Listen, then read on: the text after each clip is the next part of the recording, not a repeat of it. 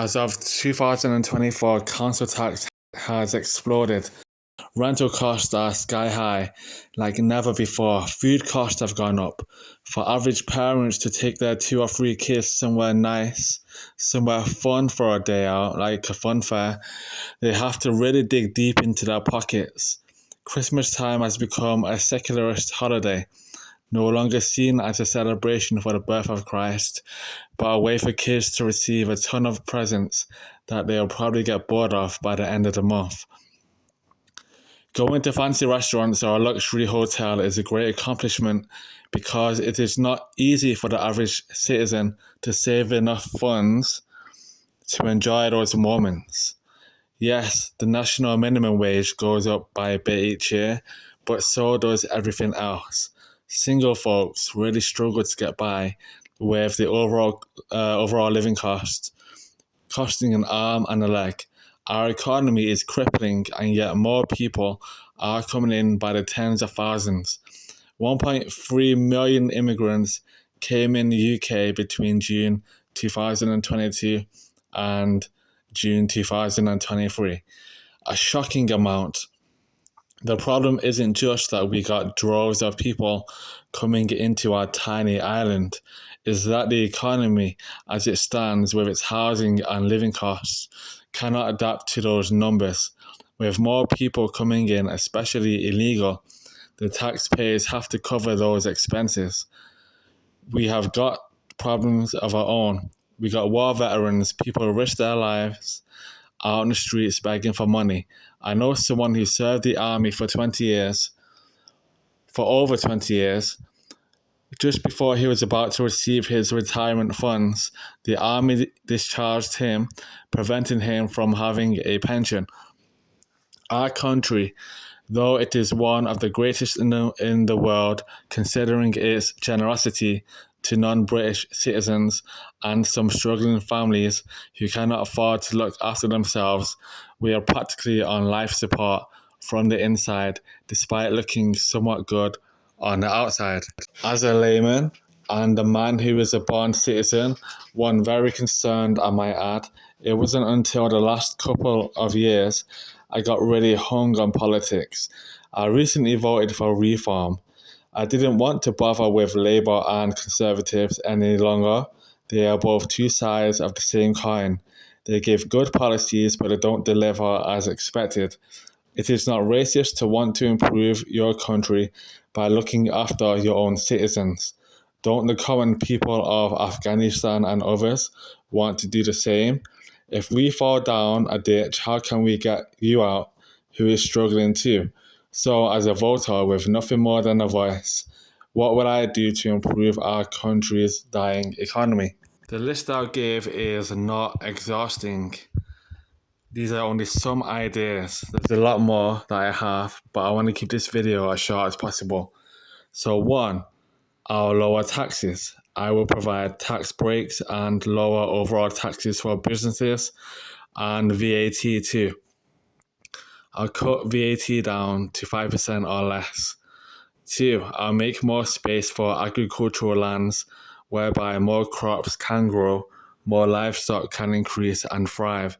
Any farmers who got plenty of spare land, I'll put funding towards the owners for renting some of those lands for crops and livestock. So both the owner gets paid and further small businesses that are necessary for us to eat and cut down export costs can develop and grow. 3, we need to take back control of our borders. Migrants need to enter through a legal process. Background checks must be carried out. It isn't enough to say they are Christian now, if they were former Muslims, like that man who recently got away with throwing acid on some women and attacked a 3-year-old.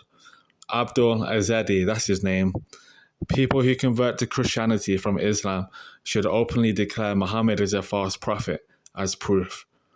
Even then, if someone has a history of SA or what have you, it should still be unsafe to let them in.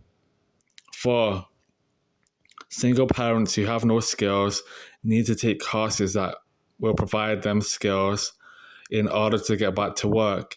There should be jobs set up around school hours so morning runs can be carried out and they be finished before getting the kids from school. 5. Food costs need to decrease, especially as more food is increased via home growth in the UK.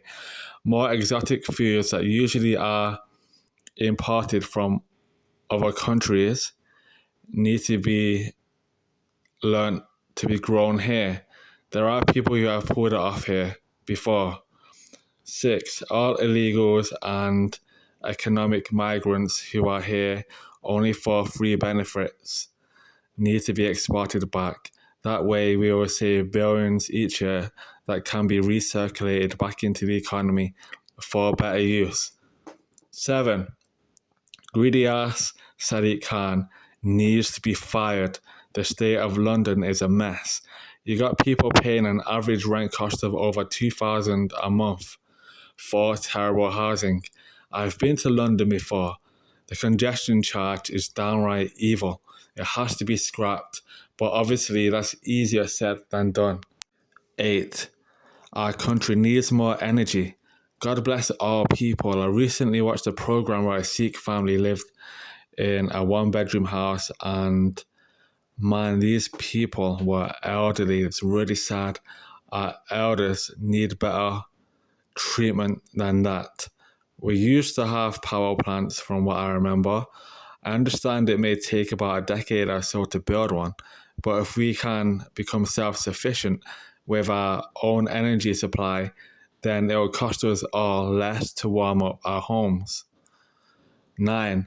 Whilst it is wonderful to help other countries via financial assistance, it'd be better if we give other countries tools necessary for their own benefits. For example, Mr. Beast, an uber famous millionaire, built 100 wells in Africa, going from country to country, providing computers and stuff for those in need. He did more for African people, and he is a Mzungu, according to Kenyans, than many of the African governors themselves. They got exposed for being greedy swine. Mr. Beast didn't use that much money too. The point is, if we provide help with specific problems other countries face instead of dishing out money all the time, we could possibly save less and help them more in the long run. Business courses, education, literature, computers, farming tools, etc. Instead of ching money. 10. British people of different colours are losing their morale. We can't even wave British flags anymore without facing arrest. There is clear corruption between certain parties. I mean, Reform got 4 million votes and only 4 seats in the House of Parliament. Our police forces have to be reprimanded for going after British citizens who are showing love for their country.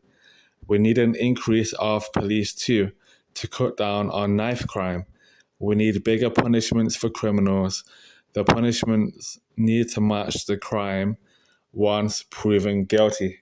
11. Speaker's Corner is one of our greatest treasures in the UK. I am a Christian and you, my audience member, may not be, and that's okay. We could have a discussion sometime, but the fact of the matter is, we are able to have these dialogues of disagreement without hurting each other, whether right or wrong. But it seems like our freedom of speech is surely being taken away. I hate to see what it would be like for us who speaks our minds 5 to 10 years from now. Will we be shaking each other's hands in prison? I hope not. In the end, Labour and Conservative parties, or whatever in between, can have good policies. They could mean well, or we want to help with X, Y, and Z. But if they go back on their word or are only scratching our ears for money and power, then clearly it is the fault of their sinful characters that are the problem. That's all I got for now. If you can think of something else, let me know in the comment section. Take care and God bless.